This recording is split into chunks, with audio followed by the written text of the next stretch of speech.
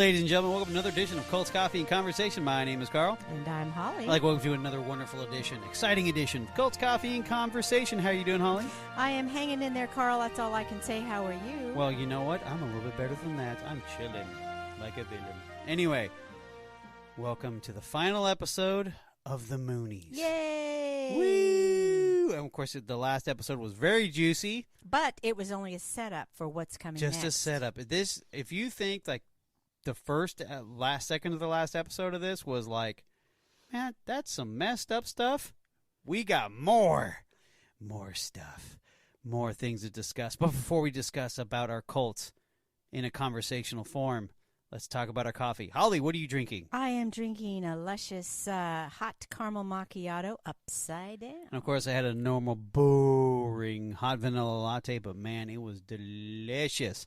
Alrighty, so before we start to get deep dive down into the Moonies and finish these guys off, that's a weird way of saying it, but yes, before we let the Moonies go, fly, fly, fly, fly, fly, fly, we still want to give our shout-outs to our Coltonites out there. We love you, we love you, we love you.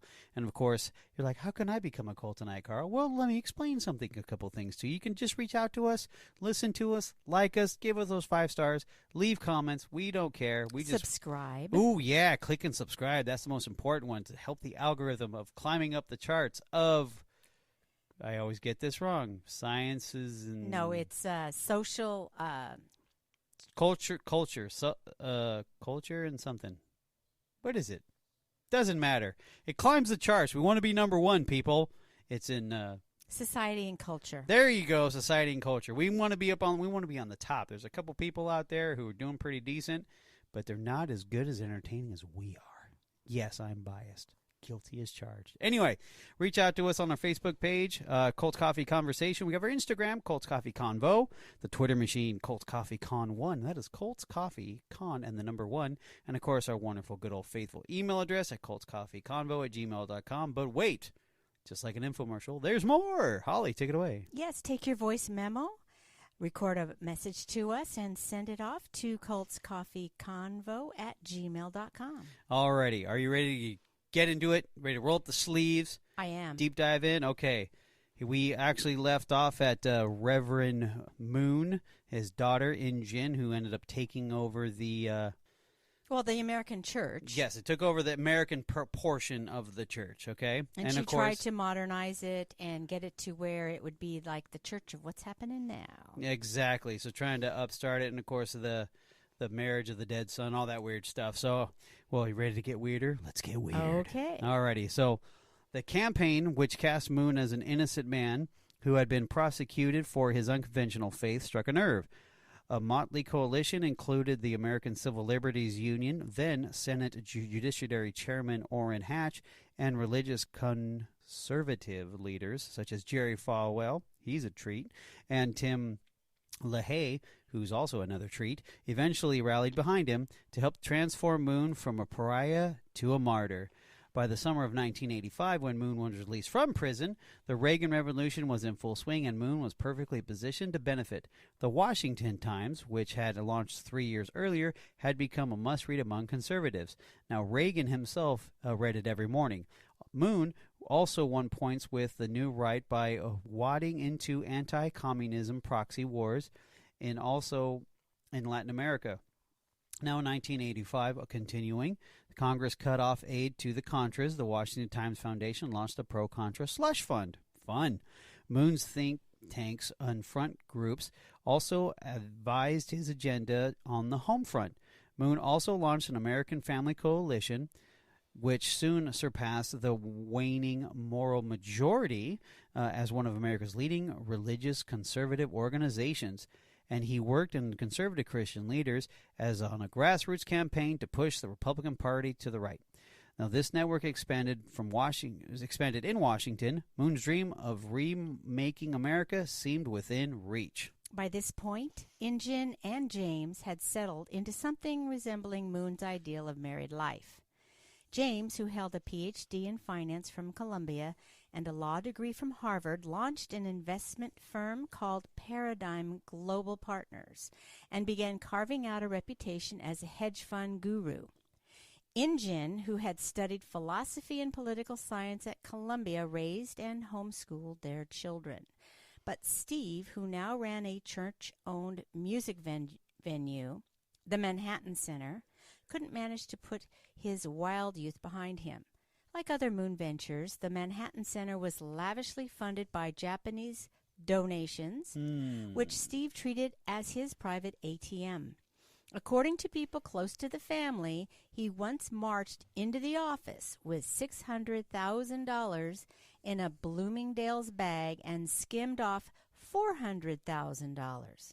It was gone in less than a year. Dang.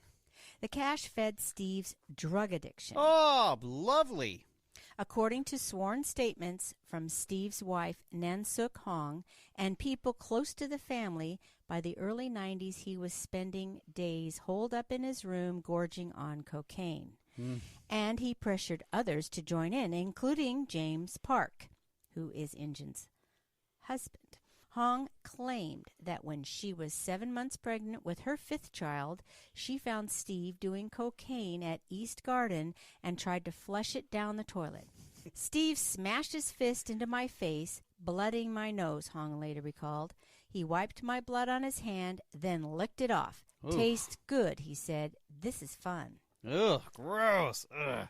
Alrighty, one early morning in 1995, Hong hustled her 5 children into the back of a cargo van and fled East Garden. Now, she later filed for divorce and published a devastating expose of life inside the compound, which is called In the Shadow of the Moons. Now, in 1998, she, a Moon daughter, Injin, who claimed her husband had abused her too, went on 60 Minutes and unleashed a flurry of allegations about sex, drugs, and violence inside the Moon's ideal family. Moon was still reeling from this bombshell when the following year, his second youngest son, Philip, who was also trapped in an unhappy arranged marriage, hurled himself from the 17th floor of the Harrah's Casino in Nevada and died. Now, the family turmoil made a mockery of Moon's teachings. Now, Moon had already lost some of his political leverage during the early 90s. As communism crumbled and the Democrats seized control of the Congress and the White House, how many disillusioned followers began turning their backs on the church? Moon, who believed that America's culture of moral degradation has caused his children's downfall. He grew bitter towards his adopted country, which he branded Satan's harvest. But he didn't give up on the United States entirely. Instead, he began courting new groups such as socially conservative black churches and Democratic politicians. Now, the church who launched the Women's Federation for World Peace, which packaged his theology as a tool for the liberation of women. Liberation in this case meant reviving traditional families by being usually obedient. Okay, so that's kind of the opposite of what we thought liberation of women is, right? Right, exactly.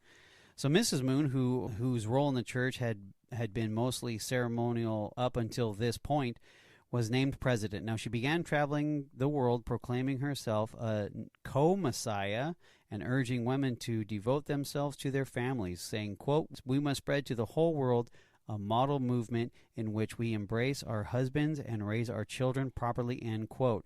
Now, on several occasions, former President George H.W. Bush, a major benefactor of Moon's family donations, appeared alongside her, as did his wife Barbara. In a major departure, Moon's formally declared Mrs. Moon to be an equal and promised she would, quote, "inherit everything from father," end quote. With every setback, Moon's plans only grew more grandiose. Later that year, he made an announcement. By February 2013, all humanity would join hands under the banner of a global nation of cosmic peace and unity called Cheon-il-guk. Oops, I guess that didn't happen. No, because it's now 2020. Moon and his followers began preparations in Korea, launching a police force, commissioning an anthem, and adopting a flag. They also built Moon an elaborate castle shaped like the U.S. Capitol building. If Moon couldn't actually conquer America, at least he would do so in symbolic form. Around this time, Injin was living in Boston and pursuing a doctorate in divinity at Harvard. Her father, who was splitting his time between New York and his kingdom in Korea, no longer kept close tabs on her. Over time, she shed her sense of familiar obligation. She started writing and recording romantic pop songs. And around 2004, according to a half-dozen sources close to the family, she started an affair with a keyboard player and a longtime unificationist named Alistair Farrant. Soon, Farrant abandoned his wife and children and began camping out at Injun's place. Now, she was married to James Park. That's correct. Who was crushed. He felt really displaced, says one member of his inner circle. He felt like he had lost his family and everything that gave him meaning. Park started binging on cocaine, and Paradigm, his company, suffered. According to people with inside knowledge, one of Park's business partners began angling for control of the company, and Park began hunting for a buyer friendly to his interests. As luck would have it, he found one in an unlikely quarter, then Senator Joseph Biden's family. Now, at this time, Biden was mulling a 2008 presidential bid. According to sworn statements from the people involved in the deal, he worried that his son's Hunter's lobbying career could hurt his campaign and asking his brother James to find Hunter a new line of work. Now, Hunter Biden disputed the account in an interview with the New Republic. Now, James Biden approached the business associate named Anthony Lotito, connected with the James Parks camp. Now, three of the men began negotiation to buy Paradigm.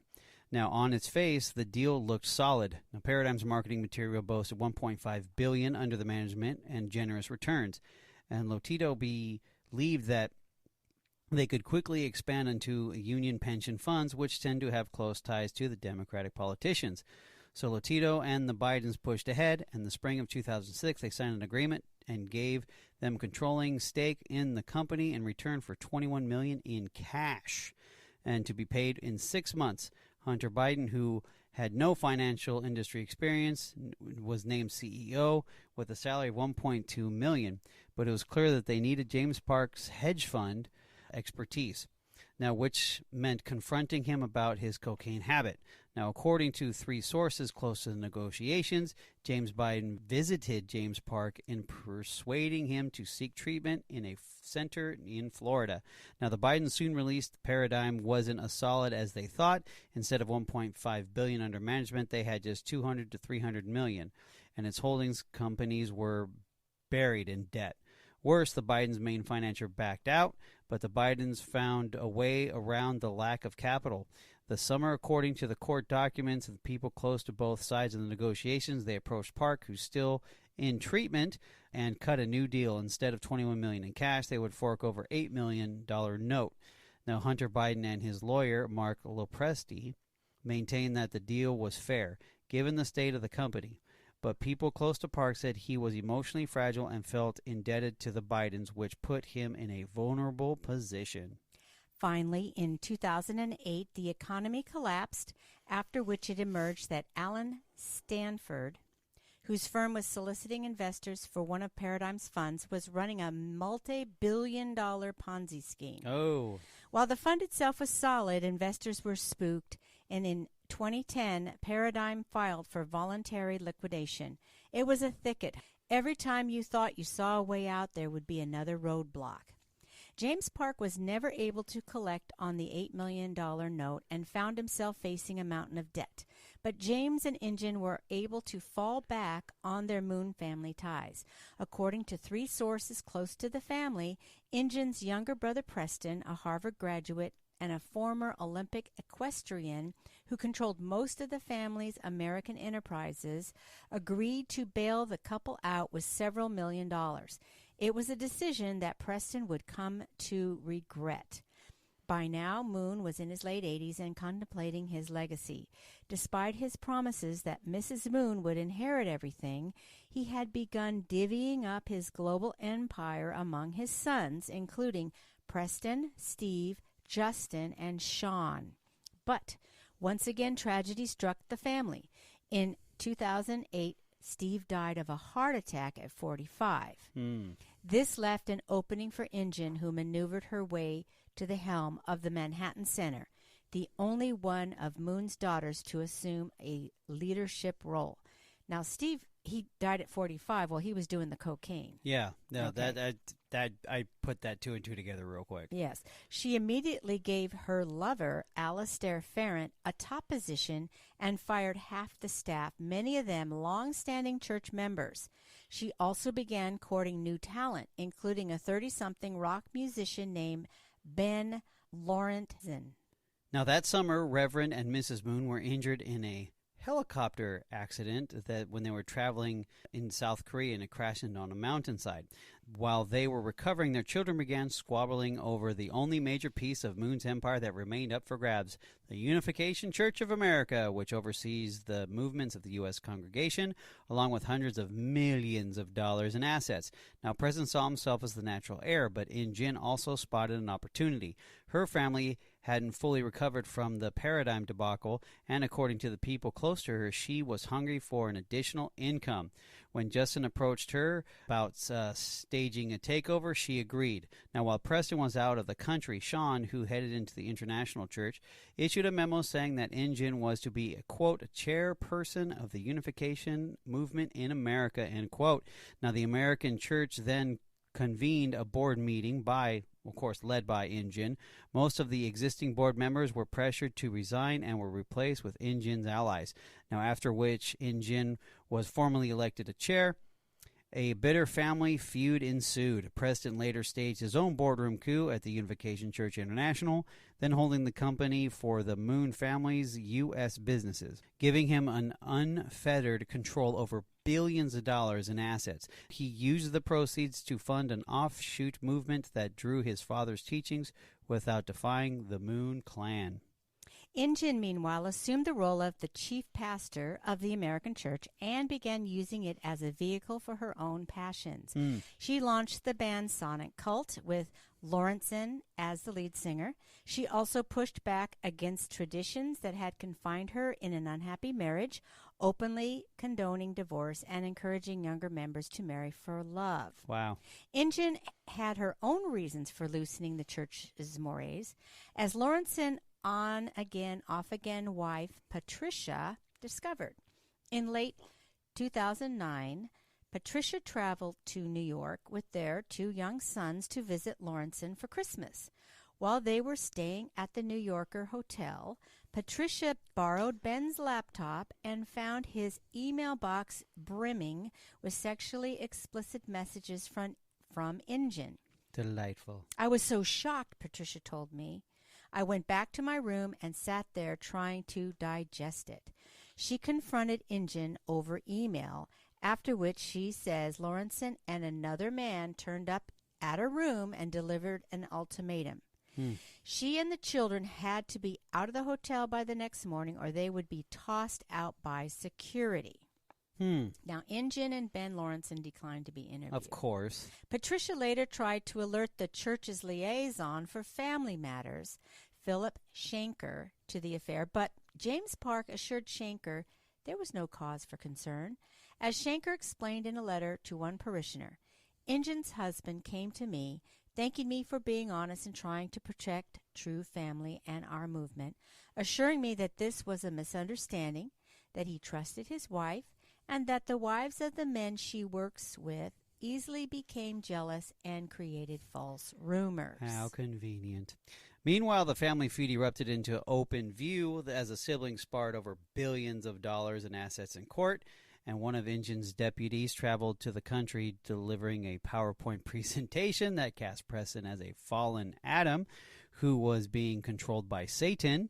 This was the state of the play in nearly 2012 when In-jin disappeared. On September 2nd of that year, the movement was dealt even a bigger blow when Moon died of pneumonia at age 92. He lasted a long time. 2 weeks later, some 15,000 people packed into a Moon-owned stadium outside Seoul, Korea for the memorial. Mrs. Moon vowed to continue her husband's quest to, quote, build a world where all people live as one great family under God, end quote. After the service, she and her children knelt above his burial vault, clasped hands, and prayed. Through all this, In-jin remained absent. It was around this time that a birth certificate for a 4-month-old boy began circulating on the internet. To the astonishment of the Moon's followers, the child's parents were none other than In-jin Moon and Ben Lawrenson. The baby probably would have come to light sooner had James Park not worked to cover up his existence. According to the people close to the family, James helped In-jin rent a house in Cape Cod, lovely, where she and Ben could lay low during her pregnancy. Now, on top of the mourning, their Messiah Moon's American disciples had to digest the news as a supposedly sinless daughter was trampling his most sacred teachings. The core of our family is purity before marriage and fidelity between husband and wife. Long church member Mary Algan told me, "We've devoted our lives to this vision, then In-jin turned it around and slapped us all in the face." As it turns out, Moon didn't always live up to his virtuous teachings either. In April, I spoke by video phone with Annie Choi, a soft-spoken 77-year-old Korean woman with ruddy cheeks and a thick silver hair. Choi, who joined Moon's church along with her mother and sister in the 1950s, alleges that she engaged in numerous sexual rituals, some involving as many as 6 women, beginning when she was 17 years old. Her story, which is consistent with the accounts of several early followers, supports the claim that Moon's church started out as a sex cult, with Moon purifying female devotees through erotic rituals. Wow. By 1960, when he married Hak John Han, Moon was touting marital fidelity as his religion's foundational ideal. But Choi maintains she stayed on as Moon's mistress until 1964, when she moved to the United States. The following year, Moon made his inaugural visit to America. By the time he left, Choi says she was carrying his child. Yeesh. News like this could have sunk the fledgling American project, but Bo Hai Pak made sure that didn't happen. According to Choi, who has never spoken before publicly about the experience, Pak's wife stuffed her midsection with cloth diapers and pretended that she was pregnant. Dang. When it came time to give birth, Choi says that Pak accompanied her to the hospital and passed her off as his wife. The following day, he dropped her off at her empty apartment and took the baby back to his home. Later, Mrs. Pak brought Choi some seaweed soup, but Choi told me that she couldn't eat it. I just sat there crying with my tears falling in the pot. So basically what's going on here... Dang. So they basically stole Choi's baby. Yep. And made it look like it was... Make it like it was theirs. Yeah. Wow. That's so gangster. Choi stayed in the United States to be near her son, Sam Park, the same young man In-jin had fallen for during her teenage years. By all accounts, she was unaware that Sam was her half-brother. Then, at age 13, it dawned on Sam that this kindly aunt who visited periodically was actually his mother. Bo Hai Pak later approached Sam and his mother with a contract. As a sign of their, quote, mutual love, affection, and respect, it read Sam Choi and Pak would release one another and the Moon family from any, quote, any and all past, present, or future actions, end quote, including those arising from the inheritance claims. In return, Sam and Choi would each receive $100. You're such a giver. Alleging that there were new victims of, quote, theology-based racketeering, Sam and Choi are now suing the Paks and the Moons for $20 million. Neither the Unification Church nor the lawyers for the Moon and Pak families respond to their request for comment. Sam Park's existence was an indignity that Mrs. Moon had to endure, but the time In-jin's love child came to light. Mrs. Moon's husband and master was dead, and she was free to handle the situation as she saw fit. She demanded that In-jin resign. In-jin later issued an apology to all the members of the church, saying, quote, it was never our intention to hurt anyone. All we wanted was love and to be loved, end quote. Next, Mrs. Moon moved to claim the inheritance of her husband as promised. She wrested control of the International Church from Sean and issued a memo saying, quote, everything that is carried out in Korea from this day onward will be centered on true mother, end quote. She later ousted Justin, who controlled most of Moon's Korean enterprises. After 5 decades spent under Moon's shadow, the kingdom was in her hands. And despite Moon's views on wifely subservience, it also became clear that Mrs. Moon did not share all of her husband's opinions, as she began speaking out in surprisingly critical terms about Moon's preoccupation with America. Now, during a trip to New York in late 2012, she complained that she was squandered 40 years in the United States for, quote, such little return. Many members objected that she will soon turn her back on the beleaguered American project entirely, saying, quote, Reverend Moon really cared about America, end quote, says Richard Barlow, a former Unification missionary who maintained contact with the elements of the church leadership, saying, quote, but his wife doesn't feel strong connection, and she ousted her children who do. In late February 2013, the matriarch celebrated the arrival of Cheon Il-guk, Moon's global kingdom of peace and unity, before some 15,000 devotees who packed into the Moon-owned stadium in Korea wearing identical wedding garb. The crowd sang the Cheon Il-guk national anthem, and then Mrs. Moon, the former cook's daughter, swept into the stadium wearing a jeweled crown and a purple robe festooned with gold embroidery. She marched slowly up a long stairway to a giant replica of the Moon family palace and took a seat on a white throne. Next to her was an identical throne reserved for her dead husband. An attendant handed her a heavenly scepter, and she climbed to her feet.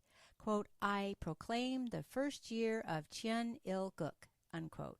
Trumpets blared, and the stadium filled with mist. Ooh. So, there it is. That is the Moons, the Moonies. Or the Unification Church. Or the Unification Church of probably Korea now. They just probably have just withholdings.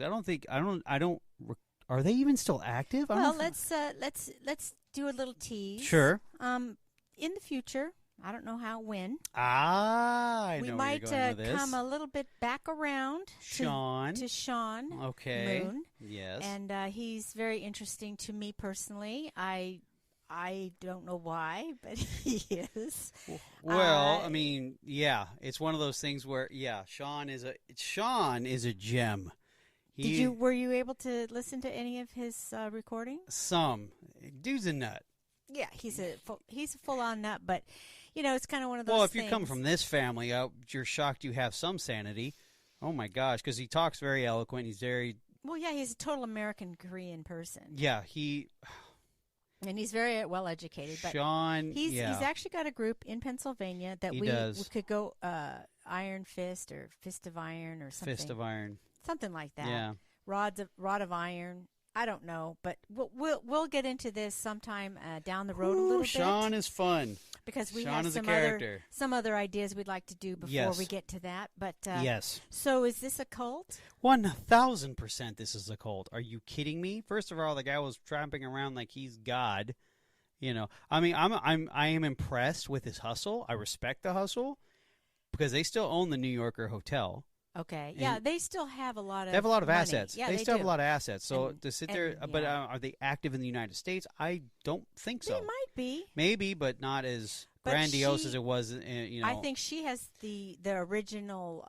She's in Korea, Korea, right? But she has the original because original church came from Korea. Yeah. No, she's running Korea now. So we have to figure out later, a little bit later. We didn't follow up much. We wanted to kind of wrap this up on what's happening now. This, by the way, I want to remind everyone. Kind of, we should have done it at the beginning that this was an article. Okay, from the New Republic. Yes, it was a continuum of the article. We took the article is so long, as you can hear, that we had to split it in two. Yeah. It took me almost an hour just to read all this and just absorb it. So it's really good stuff. I mean, well, it's not good. So that sometimes when we say things in that, like me, they told me, that was actually the reporter. Yeah, the reporter's name was, give me a second, it is Mariah Blake. Yes. And this from the was New Republic, and it was in November of 2013. Yeah, so it's still November 12th. 7 years old. Lots could have happened in the meantime. We'll do a follow-up on that I think when so. we open up our other one. Our other one, yeah. So, sorry, guys. We just got super excited about all this stuff. I mean, the sad thing is, though, you know, when you talk about Reverend Moon and you see the damage done to the children, you know, I mean, one committed suicide, the other one died in an accident. You know, the other one had a heart attack because of cocaine. It's a hell of a drug. You know, it's one of those things where, you know, you look back at 92 and it's all you've done is, you got billions of dollars, but that doesn't solve anything kind of thing. And, you know, then your secrets come out. You know, it's just a lot. It's just a lot of like, holy cow, this is going on for a very long time and it's still going on now, but it's in Korea now. Yeah. So, you know, I don't know. Well, it definitely is a cult, 100,000%. Okay. This was good and juicy. This one right here. Yeah. That's the good stuff. Well, I won't say good, but it was the enticing information. Okay. Alrighty, guys. Well, once again, thank you, Coltonites, for being with us. We appreciate it. We appreciate your time. We appreciate your 5 stars. We appreciate your likes. We appreciate your subscription. Subscribe. And on that note, good night, Holly. Good night, Carl.